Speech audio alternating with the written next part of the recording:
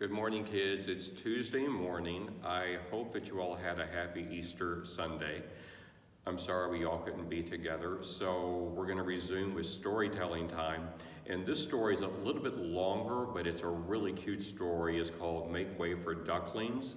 I hope you enjoy it, and I'll show you the pictures to you as I read the pages. There's a lot of words on the pages, so I'm going to have to read it like I did the story during Holy Week, and then I'll hold it up and show you the pictures. So I hope you're doing okay. I hope you're still enjoying all your Easter candy and all the jelly beans and all the chocolate eggs and chocolate Easter bunnies.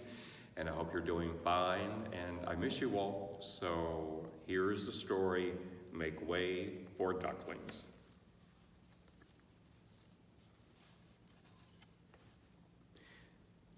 Mr. and Mrs. Mallard were looking for a place to live.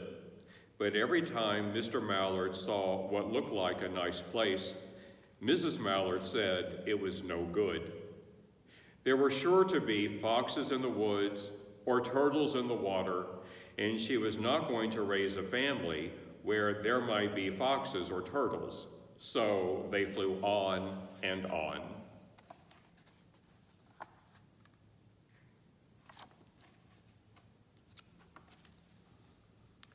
When they got to Boston, they felt too tired to fly any further. There was a nice pond in the public garden with a little island on it. The very place to spend the night, quacked Mr. Mallard. So down they flapped.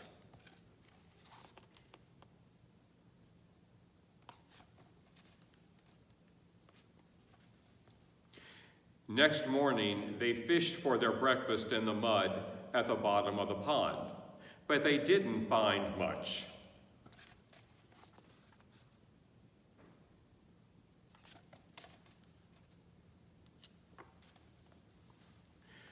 Just as they were getting ready to start on their way, a strange, enormous bird came by. It was pushing a boat full of people, and there was a man sitting on its back. "Good morning," quacked Mr. Mallard, being polite. The big bird was too proud to answer, but the people on the boat threw peanuts into the water, so the Mallards followed them all round the pond and got another breakfast, better than their first.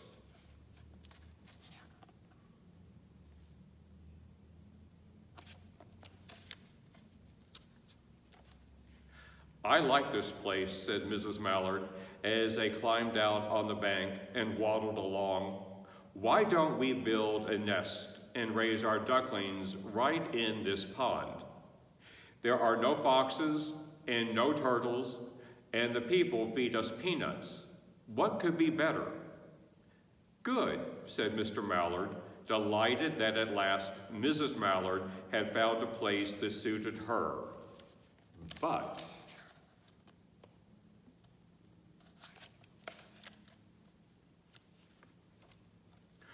"Look out," squawked Mrs. Mallard, all of a dither. "You'll get run over." And when she got her breath, she added, "This is no place for babies. With all those horrid things rushing about, we'll have to look somewhere else."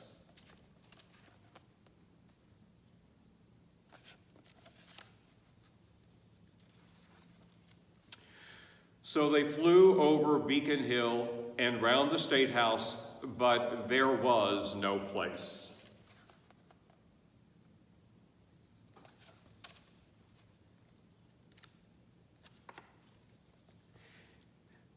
Then they looked in Lewis Square, but there was no water to swim in.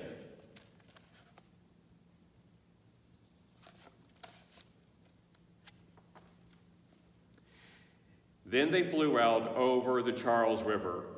"This is better," quacked Mr. Mallard. "That island looks like a nice quiet place, and it's only a little way from the public garden." "Yes," said Mrs. Mallard, remembering the peanuts, "that looks like just the right place to hatch ducklings."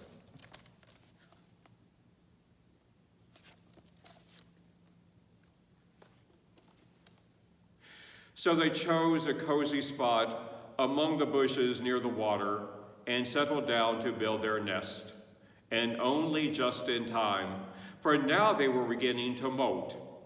All their old wing feathers started to drop out, and they would not be able to fly again until the new ones grew in.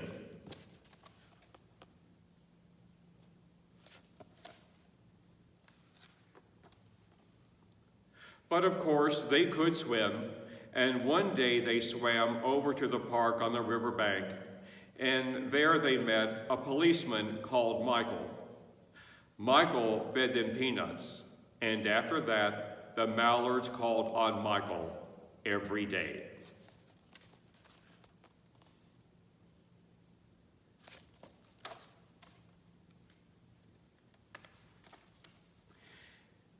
After Mrs. Mallard had laid 8 eggs in the nest, she couldn't go to visit Michael anymore because she had to sit on the eggs and keep them warm.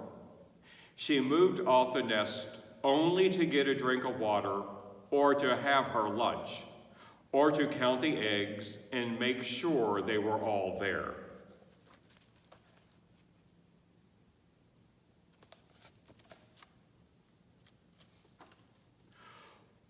One day, the ducklings hatched out. First came Jack, then Cack, and then Lack, then Mack, and Knack, and Whack, and Pack, and Quack. Mr. and Mrs. Mallard were bursting with pride. It was a great responsibility taking care of so many ducklings, and it kept them very busy.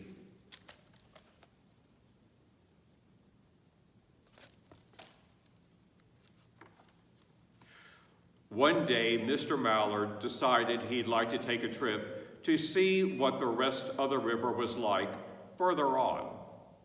So off he set. "I'll meet you in a week in the public gardens," he quacked over his shoulder. "Take good care of the ducklings." "Don't you worry," said Mrs. Mallard. "I know all about bringing up children." And she did.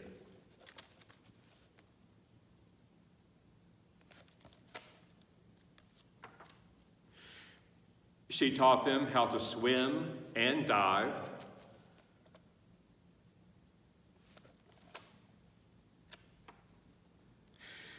She taught them how to walk in a line, to come when they were called, and to keep a safe distance from bikes and scooters and other things with wheels.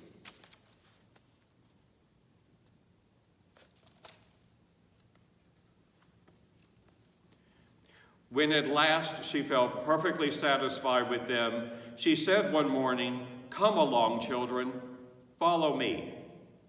Before you could wink an eyelash, Jack, Cack, Lack, Mack, Knack, Whack, Pack, and Quack fell into line just as they had been taught. Mrs. Mallard led the way into the water, and they swam behind her to the opposite bank.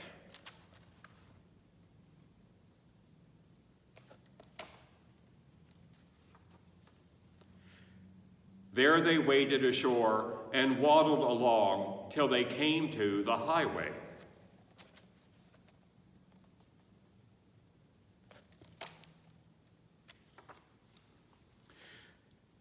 Mrs. Mallard stepped out to cross the road. Honk, honk, went the horns on the speeding cars.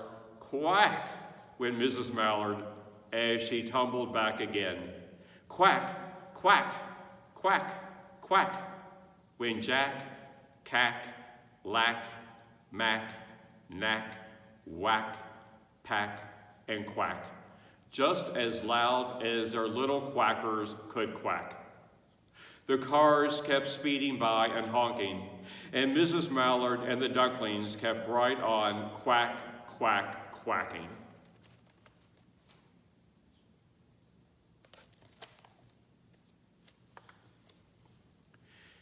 They made such a noise that Michael came running, waving his arms and blowing his whistle.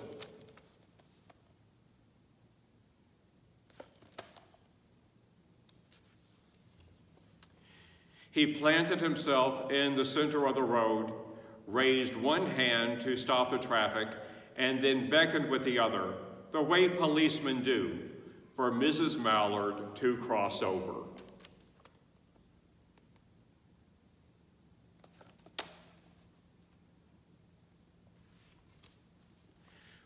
As soon as Mrs. Mallard and the ducklings were safe on the other side and on their way down Mount Vernon Street, Michael rushed back to his police booth.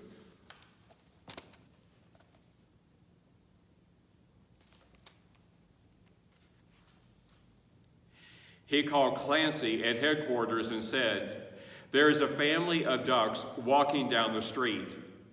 Clancy said, "Family of what?" "Ducks," yelled Michael. "Send a police car quick."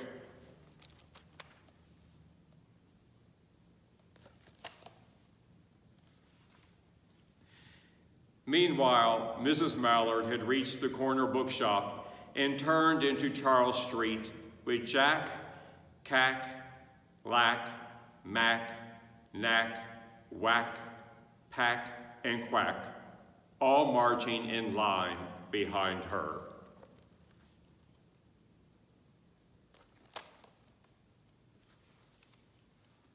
Everyone stared. An old lady from Beacon Hill said, "Isn't it amazing?" And the man who swept the street said, "Well, now, ain't that nice?" And when Mrs. Mallard heard them, she was so proud she tipped her nose in the air and walked along with an extra swing in her waddle.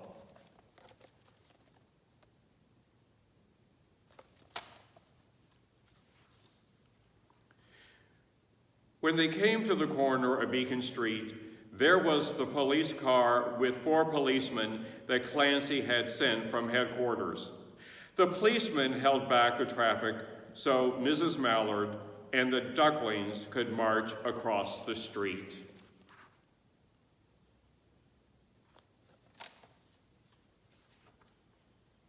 Right on into the public garden.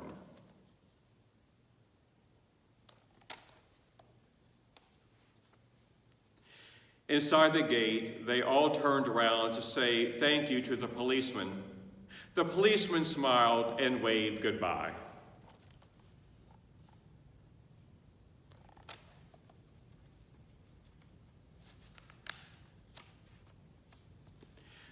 When they reached the pond and swam across to the little island, there was Mr. Mallard waiting for them just as he had promised.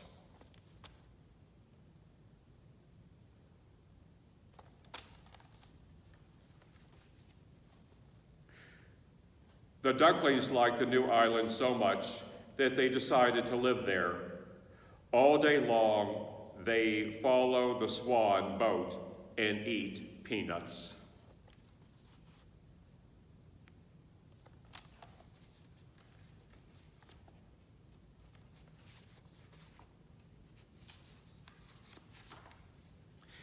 And when night falls, they swim to their little island and go to sleep.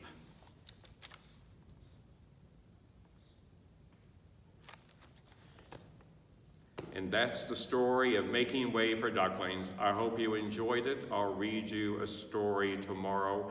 And hopefully, if all goes well tomorrow, we're going to take this from the rectory where I live, and I will show you my pet bird, which is a parakeet. And we'll read a story about birds tomorrow, and we'll have my pet bird, my parakeet Carmen, as the guest. So I hope to see you all tomorrow. Please, please be good to one another, be kind to each other. I miss you all very much. I love you all very much, and hopefully we'll all be able to get together soon. And so before we go, since I can't give hugs, I can't give high fives, I'll give a fist bump. So at the count of 3, we'll go to the camera or go to your TV, and on the screen, we'll do a fist bump together, okay? 1, 2, 3. Okay, see you tomorrow. Love you. Bye.